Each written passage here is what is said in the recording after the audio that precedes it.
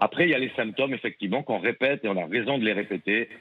Une fatigue inhabituelle, une fièvre, pas toujours, une toux sèche, plutôt sèche, des courbatures. Ça, c'est les symptômes traditionnels. Et quand je dis température, quand il y a de la température, elle peut monter relativement haut. Après, on découvre aujourd'hui de nouveaux symptômes, en particulier quelques symptômes digestifs sur les personnes âgées. On a des diarrhées, des phénomènes diarrhéiques. On peut être alerté par des nausées, des troubles gastriques, vous voyez, des gènes digestives. Et on a aujourd'hui, on est en train de le vérifier, vous savez, on apprend en marchant avec ce nouveau virus qu'il y aurait une élimination du virus dans les selles.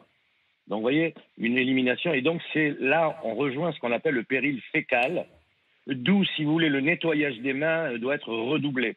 Parce qu'on sait aussi que les mains, avec le péril fécal, peuvent transmettre le virus.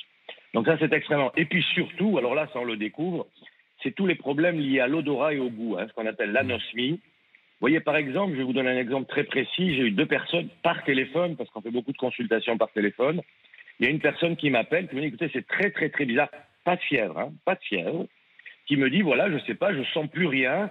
Je me mets du piment, vous voyez, très piquant sur ma langue, je le sens pas. Je mets du poivre, je mets du sel, je sens quasiment rien. Vous voyez, trouble du goût. Et une deuxième personne également hier qui me téléphone, qui me dit, je sens plus les choses, je n'arrive plus à sentir. Donc, vous voyez, ces troubles du goût et de l'odorat, c'est une alerte extrêmement importante et qui devient très, très spécifique. C'est une découverte relativement récente parce que les ORL nous ont informés du nombre de ce trouble qu'ils rencontraient.